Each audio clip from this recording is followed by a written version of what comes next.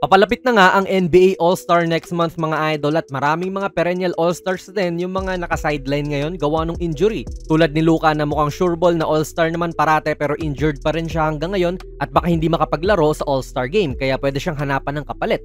O ni Joel Embiid na lulubog lilitaw din sa Sixers gawa ng injury. Pero yung iba, talagang nag-improve na lang din at playing at a high level ngayong season para bigyan sila ng direktang spot sa All-Star game. Tulad nito ni Wemby. No wonder mga idol na sigurado akong magiging first time All-Star ngayong season dahil na rin sa nilalaro niya. Pwede pa nga actually maging All-Star starter itong si Wemby kung hindi lang nasa bottom 4 ng West ang kanyang team. Pero regardless naman po sa record, All-Star na talaga mag-perform itong si Wemby. Nag-average siya ng 24.5 points, 10.8 rebounds, 3.7 assists at pambihirang 3.9 blocks per game. Yung 3.9 blocks per game na ito mga idol ay yung pinakamataas na po na average sa NBA ng isang player since 1999 nung nag-average po yung Heat legend na si Alonzo Mourning ng 3.9 blocks per game din.